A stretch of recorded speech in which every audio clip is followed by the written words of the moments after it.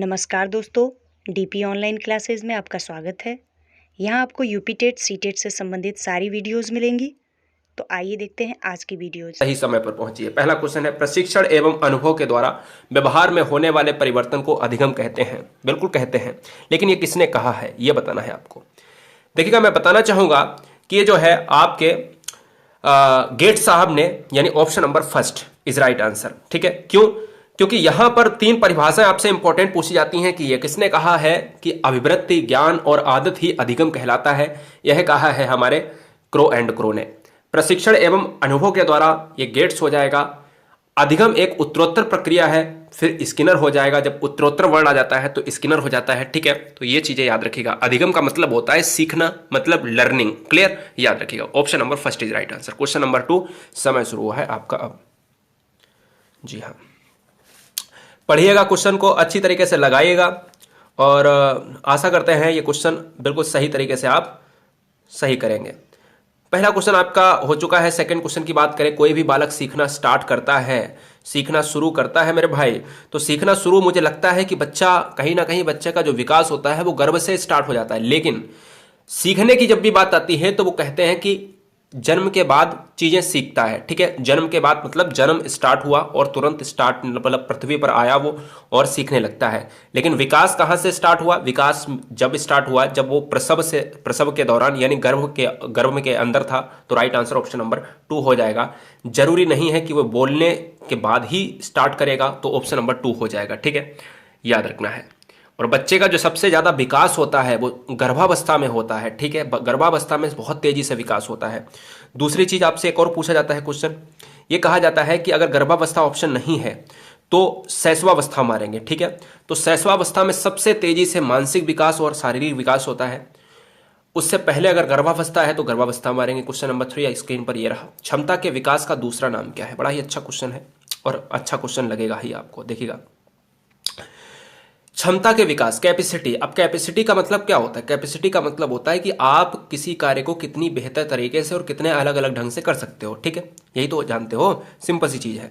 तो मुझे बस इतना बताना मेरे भाई कि क्षमता क्या परिपक्वता से रिलेट करेगी? बिल्कुल नहीं करेगी। परिपक्वता एक वर्ड ऐसा होता है जो किशोरावस्था में पूर्ण होता है। ठीक है, अब बच्चे तीसरे का भी मारेंगे मुझे पता है, लेकिन तीसरे का जो सबसे बेस्ट आंसर आएगा वो तीसरा आएगा, कौशल विकास। जो क्षमता होती है कि किसी कार्य को करने का कितने तरीके हो सकते हैं, किसी कार्य को करने के लिए आपके अंदर कितनी कैपेसिटी है, क्या इस कार्य करने के लिए आपके अंदर कौशल का विकसित हुआ है, किया है घर वालों ने या फिर आपके स्कूल वालों ने। तो right answer option number 3, not परिपक्वता। याद रखना है मेरे भाई, option number 3 is right answer. Question number 4 आपके स्क्रीन पर ये रहा।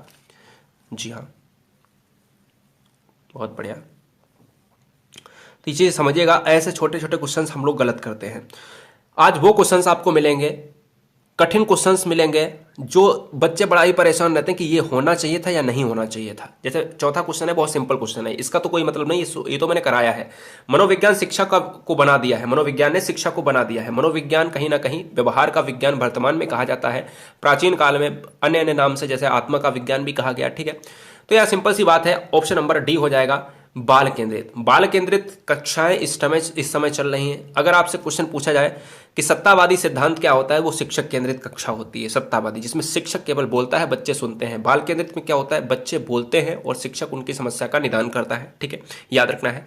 हाँ जी, option number 4 is right answer. Question number 5 screen पर ये रहा। थोड़ा सा ये यहाँ पर मिसप्रिंट है। ठीक है, मिसप्रिंट है और इस क्वेश्चन को आप मत करिएगा। मैं आपको बता देता हूं इस क्वेश्चन के डिटेल, जो आपसे क्वेश्चन पूछा जाता है। कैसे आपसे क्वेश्चन ये पूछा जाता है कि राय वर्ण के अनुसार शिक्षा के 3 संबंध कौन थे? तो राय वर्ण के अनुसार स्टूडेंट होना चाहिए, राय वर्ण के अनुसार टीचर होना चाहिए, राय वर्ण के अनुसार सब्जेक्ट होना चाहिए। तो आपसे बस ये क्वेश्चन पूछेगा कि राय वर्ण के अनुसार कौन से संबंध होते हैं? तो राय वर्ण ने सबसे इंपॉर्टेंट स्टूडेंट बताया, टीचर बताया, सब्जेक्ट बताया। यानी बच्चा शिक्षक होगा, बच्चा समाज के साथ संबंध रखेगा, शिक्षक के साथ संबंध रखेगा, और बच्चा विषय के साथ संबंध रखेगा, ना कि शिक्षक विषय के साथ संबंध रखेगा। तो राय वर्ण ने 3 ही चीजें बताई, एक स्टूडेंट, टीचर और सब्जेक्ट। ठीक है, खैर क्वेश्चन नंबर 6 की बात करेंगे। अधिगम प्रतिफल का तात्पर्य है। अधिगम का मतलब होता है, मैंने आपको 20 बार बताया है कि अधिगम का मतलब होता है लर्निंग। क्या होता है सर? लर्निंग होता है। और लर्निंग का मतलब होता है सीखना। ठीक है, सीखना का मतलब मैंने आपको बताया कि कोई भी बच्चा जन्म के तुरंत बाद स्टार्ट हो जाता है सीखने के लिए, तत्पर हो जाता है। सीखना एक उत्तरोत्तर प्रक्रिया है, अधिगम एक उत्तरोत्तर प्रक्रिया है, ये कहा था स्किनर साहब ने। अधिगम प्रतिफल का तात्पर्य होता है बालक के व्यवहार में होने वाला परिवर्तन ही अधिगम का प्रतिफल होगा। यानी अधिगम का प्रतिफल का मतलब होता है कि अधिगम क्यों ऐसा है कि अधिगम के दौरान बच्चे में कोई परिवर्तन हुआ है। बिल्कुल आप कहोगे हुआ है। किसमें हुआ है? आप कहोगे सर व्यवहार में हुआ है। और अच्छा ये बताओ कि व्यवहार में स्थायी हुआ है या अस्थायी? तो बच्चे के व्यवहार में स्थायी परिवर्तन ही अधिगम कहलाता है और अस्थायी परिवर्तन अभ्यस्तता कहलाता है। तो क्वेश्चन नंबर 6 का 2 option is right answer. Question number 7 बड़ा ही अच्छा क्वेश्चन है और आज मैंने एक क्वेश्चन आपको दिया था जिसमें कल वाली वीडियो में मैंने एक क्वेश्चन कराया था। मैंने आपसे कहा था कि एक क्वेश्चन मैंने आपको कहा कि भाई किशोरावस्था की प्रमुख विशेषता नहीं है, उसमें भी एक ऐसा ही क्वेश्चन था। तो संचय की प्रवृत्ति जो होती है वो किशोरावस्था की प्रवृत्ति नहीं होती है, संचय की प्रवृत्ति होती है बाल्यावस्था में। ठीक है। अच्छा, निम्नलिखित में से कौन सी कठिन क्वेश्चंस में जाना जाता है? क्वेश्चन नंबर 7 कठिन क्वेश्चंस में आता है। अब बात करेंगे यहाँ पर, थोड़ा सा अच्छी तरीके से वॉच करिए वीडियो को। हाँ जी, हर बहन हर भाई के कमेंट मैं स्क्रीन पर ले रहा हूँ, सभी के सामने है कमेंट्स और मैं लास्ट में आप सभी को देखूंगा। ठीक है। सबसे पहले देखिएगा, इस क्वेश्चन को करने से पहले आप सभी समझिएगा कि किशोरावस्था जो एज होती है वो 13 से 18 साल होती है। आप सभी को पता है ये ऐसी अवस्था होती है जिसमें आपका मन जो है स्थिर नहीं होता है, आपका व्यवहार स्थिर नहीं होता है, आपके अंदर जॉब ढूंढने की बड़ा ही ललक होती है और बड़ा ही परेशान दिमाग होता है, तनाव वाली अवस्था होती है, तूफान वाली अवस्था होती है। जैसा कि स्टैनली हॉल ने कहा है, शारीरिक परिवर्तन बहुत तेजी से होते हैं। ये तो आंसर होगा नहीं। अस्थिरता की समस्या देखो, अस्थिरता लिखा है, बिल्कुल होगा। यानी अस्थिर, इसमें स्थिर नहीं होती है, स्थिरता नहीं होती है। संवेगात्मक समस्याएं बिल्कुल होता है, उथल पुथल होती रहती, ये भी नहीं आंसर होगा। राइट आंसर ऑप्शन नंबर 3 चला जाएगा। व्यवहार में स्थिरता, जब ऊपर अस्थिरता नहीं होती तो व्यवहार में स्थिरता कहां से आ गई? तो अगर व्यवहार में स्थिरता आ गई तो बच्चा खुश नहीं रहेगा। किशोरावस्था में अपन लोग खुश तो रहते नहीं, इसलिए राइट आंसर ऑप्शन नंबर 3, क्योंकि हमसे पूछा था नहीं है। क्वेश्चन नंबर 8 स्क्रीन पर ये रहा।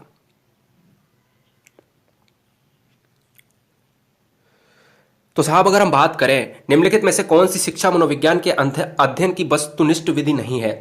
हाँ, कोई भी बच्चा पहली बार आया है चैनल को सब्सक्राइब कर ले। ठीक है। हाँ जी, अगर हम बात करते हैं निम्नलिखित में से कौन सा शिक्षा मनोविज्ञान के अध्ययन की वस्तुनिष्ठ विधि नहीं है। देखो, वस्तुनिष्ठ विधि एक ऐसा मानक है जो कहीं ना कहीं बिल्कुल एक्यूरेट बैठता है। ठीक है, एक्यूरेट बैठता है। अगर आप एग्जाम्स की बात करो तो वस्तुनिष्ठ पेपर चल रहे हैं। ठीक है, लेकिन क्या होता है कि आत्मनिरीक्षण विधि, इसका आंसर आपको केवल स्क्रीनशॉट ले लेना है। बहुत इंपॉर्टेंट क्वेश्चन है क्योंकि ये एग्जाम में कम से कम 4 से ज्यादा बार प्लस बार पूछा गया है एग्जाम में। आत्मनिरीक्षण विधि हो जाएगा इस क्वेश्चन का राइट आंसर। बहुत इंपॉर्टेंट क्वेश्चन है। ठीक है, तो राइट आंसर ऑप्शन नंबर क्या हो जाएगा? आत्मनिरीक्षण विधि वस्तुनिष्ठ विधि का पार्ट नहीं है, उपचारात्मक विधि है, क्योंकि हम बच्चे में समस्या ढूंढेंगे, उपचार करेंगे। ठीक है, तो right answer option number first के साथ जाएगा, यही नहीं है, बात बाकी सभी है। एक क्वेश्चन 9 बहुत इंपॉर्टेंट लिया है। देखिए, मैंने आपको बताया है कि संवेगात्मक विकास से आपसे हमेशा क्वेश्चन आएंगे, संवेगों से बहुत इंपॉर्टेंट आएंगे क्वेश्चन।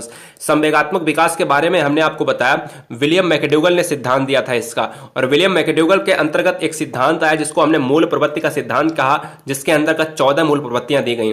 14 मूल प्रवृत्तियों में से कुछ इंपॉर्टेंट हैं। जैसे अगर संवेग की बात करें, ये संवेग होता है, ये मूल प्रवृत्ति होती है, ये संवेग होता है, मूल प्रवृत्ति होती है। अगर आपको भय लगता है तो आप पलायन कर जाओगे। मतलब क्या है, सुनिएगा मेरे भाई। इसमें आपसे पूछा है कि कौन सी मूल प्रवृत्ति संवेग से मेल नहीं खाती है, तो मैं एक बार देख लेता हूं। देखिए, आपको अगर भय लगेगा, आप अगर सुनसान की जगह पर गए हैं, जंगल में गए हैं और आपको लग रहा है कि कुछ गड़बड़ होने वाला है, तो आप तुरंत पलायन कर जाओगे।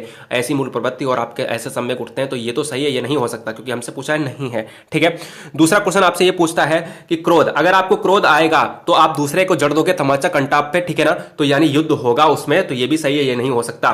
तीसरा क्या है? घृणा, अगर आपको घृणा लगेगा, अगर आपका ब्रेकअप हुआ तो वो चीज आपका क्या हो जाएगा, वो प्रिय नहीं रहेगा आपके दिल में, यानी अप्रिय हो जाएगी। आपकी भाषा में बता रहे हैं, आपकी सोच है, समझना इस चीज को। ठीक है, इस चीज को हंसी मजाक में भी ले सकते हो, लेकिन आपको समझ में आनी चाहिए। तो ये भी नहीं होगा, ये भी नहीं होगा, ये भी नहीं होगा, राइट आंसर ये हो जाएगा।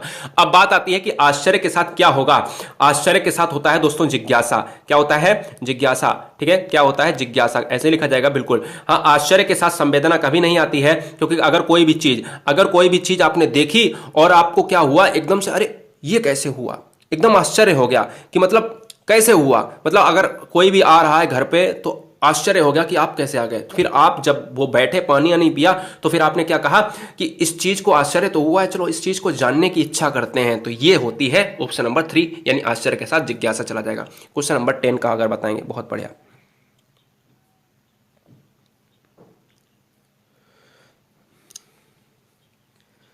अब देखिएगा क्वेश्चन नंबर, समझ गए ना, मूल प्रवृत्ति सिद्धांत, बहुत बढ़िया। तो इसलिए देखो सबको आता है, लेकिन कभी कभी सारे बच्चों को साथ लेकर चलना पड़ता है, तो समय थोड़ा लग जाए, टेंशन मत लेना।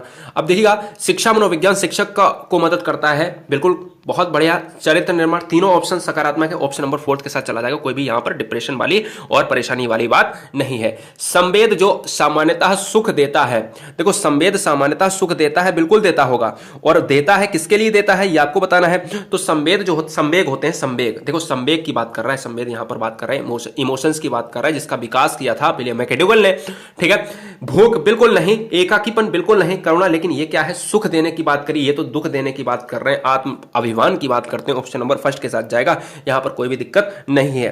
क्या हो जाएगा, ऑप्शन नंबर ए हो जाएगा। क्वेश्चन नंबर यहां पर ये थोड़ा सा मिसप्रिंट है, क्वेश्चन नंबर 13 पर आ जाओ। क्वेश्चन नंबर 13 आपके स्क्रीन पर ये रहा और समय शुरू हुआ है। अब ये इंपॉर्टेंट क्वेश्चन है, इंपॉर्टेंट क्वेश्चन है, और बच्चे कहेंगे सर ये तो सर आपने आंसर इसका गलत बता दिया। मैं आपको बताऊंगा, ये क्वेश्चन आपके एग्जाम में 3 से ज्यादा बार एग्जाम में आया है, सीटेट और अन्य टेट एग्जाम में, जितने भी आप परीक्षा स्टेट लेवल में दे रहे हो, अच्छी तरीके से इसको रट लेना, चाहे दिमाग से ना निकले, ठीक है। हाँ जी, तो अगर सर जी यहां पर अगर हम बात करें, एक बार सभी बच्चे 1500 पर पहुंचाएंगे लाइव, सभी बच्चे 1500 पर लाइव पहुंचाएंगे, बहुत बढ़िया, एक बार सभी बच्चे शेयर कर देंगे, ठीक है। किसी दुखी व्यक्ति को सहानुभूति, किसी दुखी व्यक्ति को सहानुभूति देना, सहानुभूति का मतलब समझ रहे हो, सिंपैथी की बात हो रही है, कोई परेशान व्यक्ति है और 2 शब्द कह रहे हो उसका, तो उदाहरण क्या है, सहानुभूति के 2 शब्द कहना जिसका उदाहरण है, क्या हो जाएगा। अब बच्चे कहेंगे, देखो बच्चे कहेंगे सर बी हो जाएगा, बी कह रहे हैं सर, हाँ बहुत ज्यादा बी ऑप्शन आ रहा है, सी। अब देखिए ऑप्शन नंबर जो बी लगा रहे हैं वो बिल्कुल सही है, निष्क्रिय सहानुभूति होगी, राइट आंसर ऑप्शन नंबर 2 भैया, बहुत इंपॉर्टेंट है। और इस क्वेश्चन का राइट आंसर आप ये कहोगे कि सर सहानुभूति व्यक्तिगत हो जाएगी, तो बिल्कुल गलत जा रहे हो आप। रियलिटी है, कोई भी एग्जाम का पेपर उठा लेना, कहीं से भी उठा लेना, एग्जाम का क्वेश्चन गलत ना हो, आगे आने वाले एग्जाम में निष्क्रिय सहानुभूति लगाएंगे अच्छी तरीके से, और संभावना बन जाती है आगे आने वाले क्वेश्चंस की, ठीक है। क्वेश्चन नंबर 14 स्क्रीन पर ये रहा, सी नहीं होगा मेरे भाई, ना तो सक्रिय होगा, केवल 2 शब्द की बात करी है, याद रखना। इसीलिए सीटेट ने अपना आंसर जैसे निष्क्रिय लगाया तो अन्य टेट वाले क्या करने लगे, उसको निष्क्रिय मानते हैं अभी तक, ठीक है। तो याद रखिएगा, इस चीज को बहुत अच्छी तरीके से याद रखना है, क्योंकि सीटेट का एक बार जो आंसर लग जाता है वो कभी भी चेंज नहीं करता है, रिपीट आंसर अगर होता है, ठीक है। हाँ जी,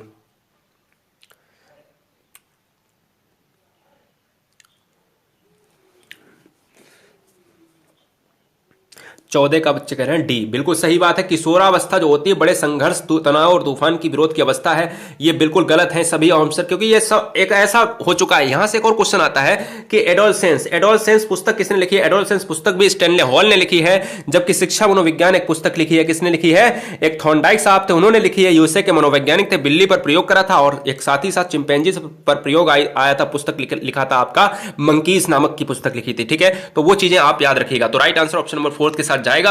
यह तनाव और तूफान की अवस्था है, इसमें व्यवहार में स्थिरता नहीं रहती है और संवेगों में परिवर्तन होता रहता है, और यह एक मित्र वाली अवस्था होती है। मित्र वाली अवस्था का मतलब होता है सक्रिय मित्र वाली। याद रखना है कि मित्रता की अवस्था बाल्यावस्था है, लेकिन सक्रिय मित्रता की अवस्था किशोरावस्था है मेरे भाई, इस चीज को समझिएगा। सभी को जय हिंद, वंदे मातरम। दोस्तों मस्त रहिएगा ना, बढ़िया, आशा है मजा आ रहा होगा।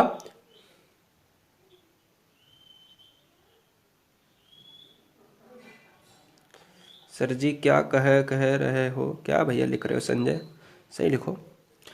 किसी व्यक्ति के विकास के संबंध में क्या सही नहीं है, यह जन्म से मृत्यु तक जारी रहता है, वृद्धि विकास का एक परिवर्तन का हिस्सा है, परिवर्तनों को देखा और मापा जा सकता है। मेरे भाई ऑप्शन नंबर जो डी मार रहे हैं उन सभी को मैं एक बार पूछना चाहूंगा कि क्या आप अपने विकास को, मैं अभिवृद्धि की बात नहीं कर रहा हूं, मैं लंबाई की बात नहीं कर रहा हूं, क्या आप अपने विकास को क्या माप रहे हो, सही तरीके से माप लेते हो। मैं ऑप्शंस लेता हूं। प्रिया भारती ने कहा डी ऑप्शन, संगीता कुमारी ने कहा डी ऑप्शन, रुचि राठौर ने कहा डी ऑप्शन, संदीप रावत ने कहा डी ऑप्शन, आलोक कुमार ने कहा डी ऑप्शन। ये सभी नाम इसलिए ले रहा हूं गलत वाले, क्योंकि बच्चे गलत ना करें मेरे भाई, इस चीज का कोई गलत रोल ना लेना, दिमाग पर ये रखना ऑप्शन नंबर सी हो जाएगा। हम कभी भी विकास को माप नहीं सकते, हम कभी भी अपने अंदर के परिवर्तन को माप नहीं सकते, ठीक है। तो राइट आंसर ऑप्शन नंबर 3 हो जाएगा, क्योंकि हम अभिवृद्धि, हम अपनी लंबाई, अपने आकार को माप सकते हैं, परिवर्तन को माप नहीं सकते। हम ना ही विकास को देख सकते हैं क्योंकि अमूर्त होता है, और ना ही हम उसको सही तरीके से एक्यूरेट माप सकते हैं। तो राइट आंसर ऑप्शन नंबर 3 चला जाएगा। अब गलत नहीं होगा, क्योंकि जिनके मैंने नाम लिए हैं और जिन्होंने गलत लगाया है उनके बिल्कुल गलत नहीं होंगे, ये बिल्कुल राइट बात है, ठीक है।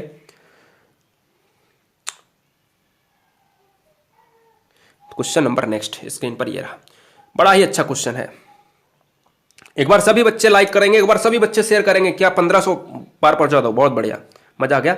हाँ जी, तो एक बार देखते हैं क्या है क्वेश्चन। कह रहा है निम्नलिखित में से कौन सी किशोरावस्था की विशेषता नहीं है मेरे भाई। किशोरावस्था का मतलब हो गया है एडोलसेंस। पुस्तक के बारे में स्टैनली हॉल ने क्या बताया था, मैंने आपको बताया, ठीक है।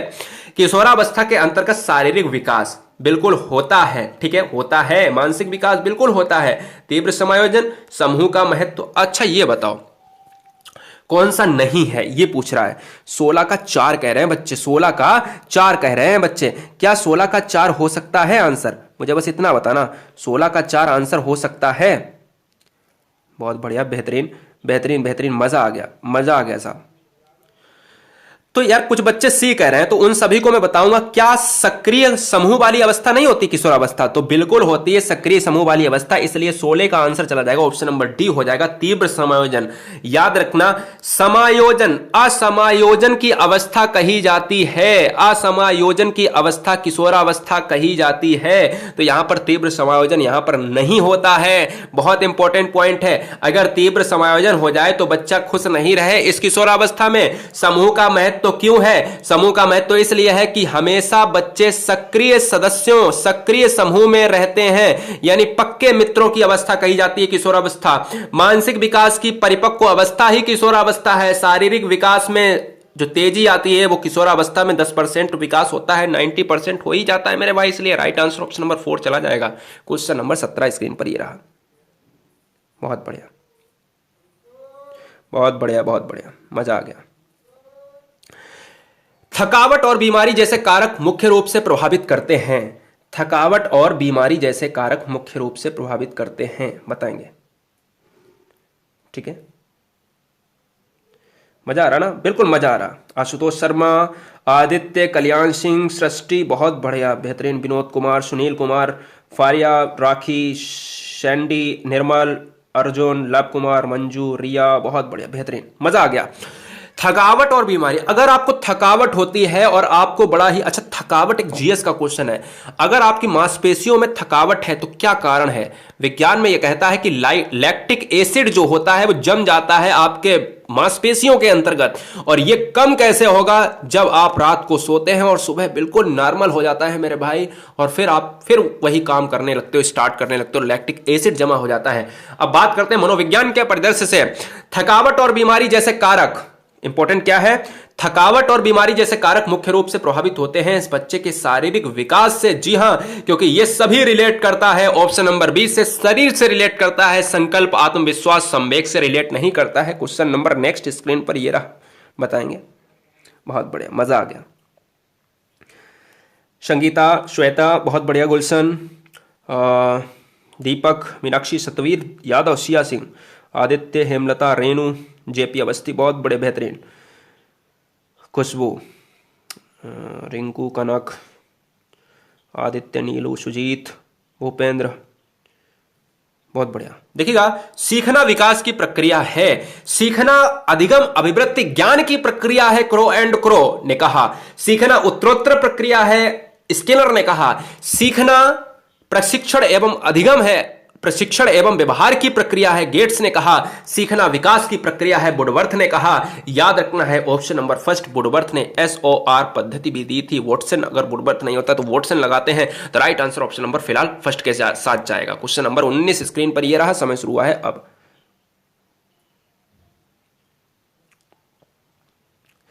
बेहतरीन गाइस, मजा आ गया। निम्नलिखित में से कौन सा सीखने के संबंध में सही नहीं है? देखो, सीखना मतलब अधिगम, मैं बार बार कह रहा हूं, सही नहीं है, बहुत इंपॉर्टेंट। सीखना कुछ नया करना है, बिल्कुल बात सही होनी चाहिए। सीखना अनुभव का संगठन होता है, सीखने से अनुभव तो मिलता है और अनुभव के साथ व्यवहार का परिवर्तन भी होता है। और व्यवहार में परिवर्तन कैसा होता है गाइस? स्थायी परिवर्तन होता है। सीखना बिना किसी उद्देश्य के भी हो सकता है। सीखने की असफलताओं के कारण समझने की असफलताएं हैं, बिल्कुल इंपॉर्टेंट है। असफलता इंपॉर्टेंट है। देखिए, सीखना बिना किसी उद्देश्य के भी हो सकता है। क्या ऐसा संभव है? बताओ, संभव है क्या? तो राइट आंसर ऑप्शन नंबर 3 के साथ जाएगा।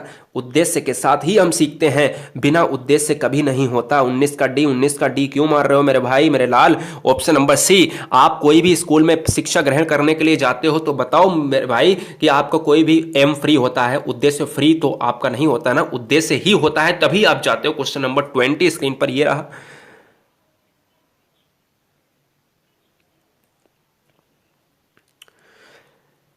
थॉर्नडाइक के बारे में हर बच्चे को पता है, नया बच्चा आया है तो जान ले। यूएसए के मनोवैज्ञानिक थे, 2 नियम दिए थे। एक पहला नियम दिया था जिसके अंतर्गत थे 3 नियम, अभ्यास, तत्परता और प्रभाव का नियम मुख्य नियम कहलाते हैं, जिनको मुख्य नियम कहा जाता है। अभ्यास, तत्परता और प्रभाव। क्या अभ्यास, तत्परता और प्रभाव से ऑप्शन है इसमें? वही मार देना।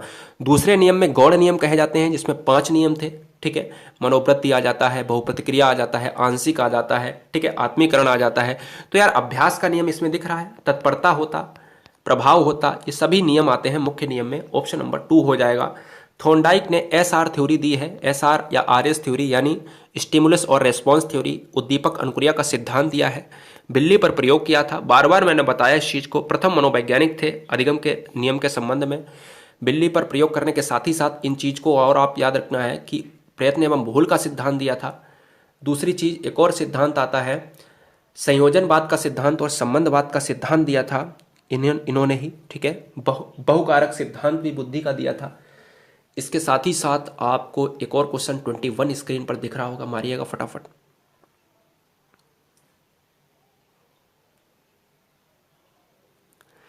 शिक्षा मनोविज्ञान के ज्ञान के द्वारा शिक्षक बालकों के व्यक्तिगत विभिन्नताओं का ज्ञान प्राप्त करता है, बिल्कुल उचित शिक्षण विधियों का चयन करता है, कक्षा कक्षा में अनुशासन स्थापित करता है। मेरे भाई ऑप्शन नंबर डी हो जाएगा right answer. Option number D हो जाएगा। बालक को शारीरिक वृद्धि एवं विकास को प्रभावित करते हैं। ये क्वेश्चन मैंने 8 से 9 बार कराया है, लेकिन फिर भी बच्चों के 100% में 100% सही नहीं जाते हैं। आखिर वजह क्या है?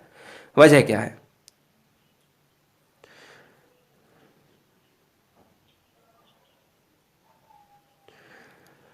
बालक के शारीरिक वृद्धि व विकास को प्रभावित करते हैं वंशानुक्रम व वातावरण दोनों। ठीक है, ऑप्शन नंबर फर्स्ट हो जाएगा। इसको हेरिडिटी कहते हैं, इसको एनवायरमेंट कहते हैं। ये हेरिडिटी होता है, जन्म के पहले आपने जो गर्भ में प्राप्त करे हैं वातावरण, वो होता है जो जन्म के बाद आपने शिक्षा ग्रहण करी है।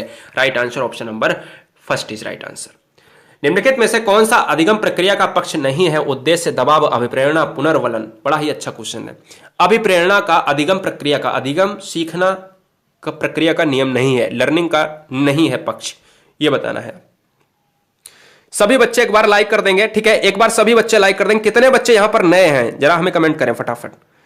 टेक्निकल, मनीष, दीपक, नेहा, महेंद्र, मालती, सौम्या, नीतीश, अशोक, सरिता, दीपक, संजीव, रीना, रितु, उत्कर्ष, कृष्णा, पूजा, आईवी सिंह, केएस, मनोज, शमशेर आलम, ओम प्रकाश, सोनू, बहुत बढ़िया। सभी बच्चे हैं, आज नए हैं कुछ बच्चे। सालू, बहुत बढ़िया, बेहतरीन। निम्नलिखित में से कौन सा अधिगम प्रक्रिया का पक्ष नहीं है? तो ये दबाव हो जाएगा, ऑप्शन नंबर 2, क्योंकि दबाव में आप कोई भी चीज सीख नहीं सकते हो, यानी ऑप्शन नंबर 2 के साथ जाएगा। उद्देश्य होगा तो ही सीखोगे। सीखने के लिए आपको कोई प्रेरित करेगा। पुनर्वलन दिया जाना चाहिए, इंपॉर्टेंट है। अगर कोई सीख रहा है तो सकारात्मक पुनर्वलन दिया जाना चाहिए, जैसा कि आपने पढ़ा था, आप क्रिया प्रसूत के नियम में भी पढ़ा था। ऑप्शन नंबर हो जाएगा आपका 2। 24 स्क्रीन पर ये रहा।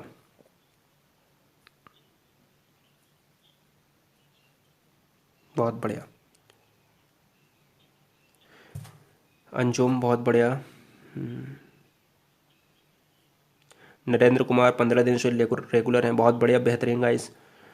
इंद्र राजपूत, राजेंद्र के यादव, राकेश चौहान, मोती सिंह, स्वागत है आप सभी का। सोनम त्रिपाठी न्यू है। निक्की, राम राम, राज बहादुर। तो बात करेंगे गाइस यहाँ पर क्वेश्चन नंबर 24, आत्मसम्मान की भावना का लक्षण प्रकट करता है। आत्मसम्मान की बात आती है तो आप सिंपल सी बात करते हो, किशोरावस्था की बात करते हो, ऑप्शन नंबर 3 की बात करते हो। सभी बच्चा चाहता है, हर किशोर बच्चा चाहता है कि उसको एक सम्मान मिले, उसके आत्मसम्मान को ठेस ना पहुंचे। कोई चाहता है कि 13 से 18 साल की उम्र में उसकी बेइज्जती करे? बताइएगा। तो इस क्वेश्चन का राइट आंसर ऑप्शन नंबर 3 के साथ जाएगा। क्वेश्चन नंबर 25, किशोरावस्था की विशेषताओं को सर्वोत्तम रूप से व्यक्त करने का एक शब्द क्या है? सर्वोत्तम रूप से व्यक्त करने का शब्द बताना है आपको। बहुत बढ़िया।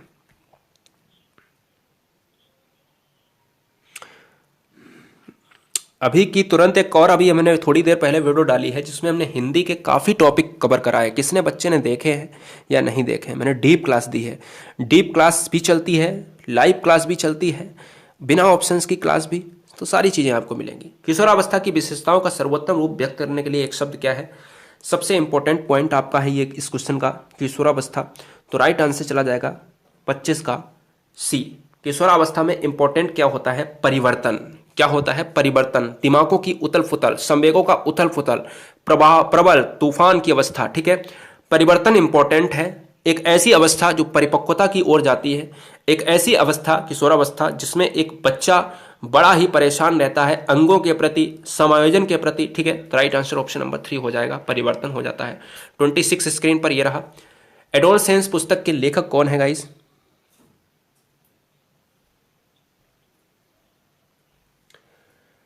एडोलसेंस पुस्तक के लेखक कौन है? तो Hurlock, Stanley Hall, Freud, Adler. Adolescence पुस्तक के लेखक हैं स्टैनली हॉल, जिन्होंने कहा था कि किशोरावस्था एक प्रबल तनाव तूफान की अवस्था है। तो राइट आंसर ऑप्शन नंबर 2 चला आएगा। फ्रायड ने कहा था, देखो हॉरलॉक से क्वेश्चन आता है, यह किसने कहा था कि शैशवावस्था बड़े ही कठिन यानी बड़ी ही खतरनाक अवस्था है? ये कहा था। क्या कहा था? ये किसने कहा था? क्वेश्चन में हमेशा आता है कि यह किसने कहा था कि शैशवावस्था बड़े ही खतरनाक काल की अवस्था है? तो हॉरलॉक ने कहा था। यह किसने कहा था कि बच्चा जो भी कुछ बनना चाहता है स्टार्टिंग के 4 से 5 वर्षों में बन जाता है? फ्रायड ने कहा था। फ्रायड ने एक मनोविश्लेषण सिद्धांत भी दिया है। ऑप्शन नंबर फिलहाल 3 हो जाएगा। क्वेश्चन नंबर 27 स्क्रीन पर ये रहा, बताना है फटाफट।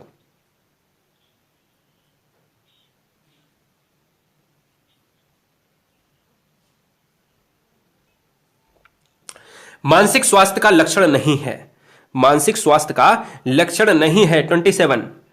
तो मानसिक स्वास्थ्य का लक्षण नहीं है। सहनशीलता बिल्कुल होनी चाहिए, ये स्वस्थ को दर्शाता है। सामंजस्य की योग्यता बिल्कुल दर्शाता है। आत्मविश्वास होना चाहिए, लेकिन अपरिपक्वता ही इंपॉर्टेंट है, यही लक्षण नहीं है। क्योंकि इन सभी ऑप्शंस में तीसरा ऑप्शन ऐसा है जो निगेटिव आंसर है।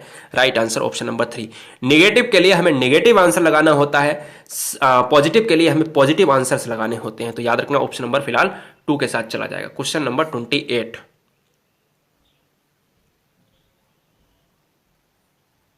बहुत बढ़िया, मैं नाम भी लूंगा। विद्यालय से पलायन करने वाले बालक के अध्ययन की सबसे उपयुक्त विधि क्या है? केस स्टडी विधि, प्रश्नावली विधि, सर्वेक्षण विधि और या फिर प्रयोगात्मक विधि। जो बच्चे विद्यालय से भाग जाते हैं, पलायन कर जाते हैं, उनमें प्रयोगात्मक विधि तो बच्चे जब होते हैं तब किया जाता है, सर्वेक्षण विधि जब बच्चे कक्षा में होते हैं, प्रश्नावली विधि कक्षा में होते हैं, केस स्टडी विधि इंपॉर्टेंट क्वेश्चन है, अभी तक केवल एक बार एग्जाम में पूछा गया है, संभावना है कि आने की आगे बिल्कुल चांसेस है। संवेगात्मक बुद्धि बुद्धि लब्धि से अधिक महत्वपूर्ण क्यों है? पुस्तक के लेखक कौन है?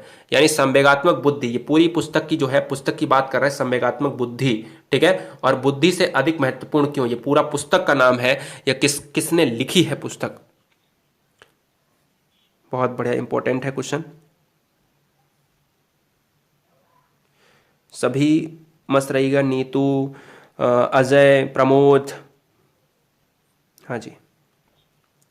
तो 29 का क्वेश्चन का right answer option number C के साथ जाएगा। डेनियल गोलमैन ने लिखा था कि संवेगात्मक बुद्धि बुद्धि लब्धि से अधिक महत्वपूर्ण क्यों, ये पूरा पुस्तक का नाम है। राइट आंसर ऑप्शन नंबर 3 के साथ चला जाएगा, गोलमैन साहब ने लिखा था। ठीक है, बुद्धि एक कैसी होती है? अमूर्त होती है। बुद्धि का प्रयोग 1885 में गाल्टन ने किया था। बुद्धि मूर्त, अमूर्त और सामाजिक 3 प्रकार की हो सकती है, याद रखना है, जिसको थॉर्नडाइक ने बांटा था। क्वेश्चन नंबर 30, बालक के मानसिक स्वास्थ्य में बाधा डालने वाला कारक कौन सा है? बहुत इंपॉर्टेंट क्वेश्चन है गाइस। तो इस क्वेश्चन का जो राइट आंसर बच्चे लगाएंगे, वंशानुक्रम का प्रभाव बिल्कुल होता है, साथ में एनवायरनमेंट का प्रभाव होता है, पारिवारिक का विघटन, ये स्वास्थ्य को बाधा डालेगा। और शारीरिक दोष होगा तो भी स्वास्थ्य पर प्रभाव पड़ेगा। अगर बच्चा पैर से विकलांग है, हाथ से विकलांग है, मानसिक शक्ति क्षीण हो गई है, तो राइट आंसर मानसिक स्वास्थ्य पर बिल्कुल प्रभाव पड़ेगा। तो right answer option number D के साथ जाएगा। संवेगों पर नियंत्रण पाने के लिए बालकों को अभ्यास कराना चाहिए। किस पर अभ्यास कराना चाहिए ये आपको बताना है। जी हाँ, बेहतरीन गाइस, बेहतरीन, मजा आ गया। एक बार सभी बच्चों के नाम ले लेता हूं। मुकेश, शिवम, पारुल, मैं नाम लेता हूं, एक बार वेट करिएगा। तो संवेगों पर नियंत्रण पाने के लिए बालकों को अभ्यास कराना चाहिए। किसका अभ्यास कराना चाहिए? तो 31 का क्या हो जाएगा आपका? बच्चे कह रहे हैं सर ए हो जाएगा। क्या हो जाएगा सर? ए कह रहे हैं बच्चे, ए हो जाएगा। और 31 का सी भी हो जाएगा। देखो, आत्म अनुभूति, संवेगों पर नियंत्रण पाने के लिए बालकों को अभ्यास कराना चाहिए आत्म अनुभूति की। वो कितने इंपॉर्टेंट हैं खुद के लिए? तो right answer option number first के साथ जाएगा, आत्म दोस्तों चेतना। ऐसे ही हमारे और वीडियोस देखने के लिए हमारे चैनल को लाइक करें, सब्सक्राइब करें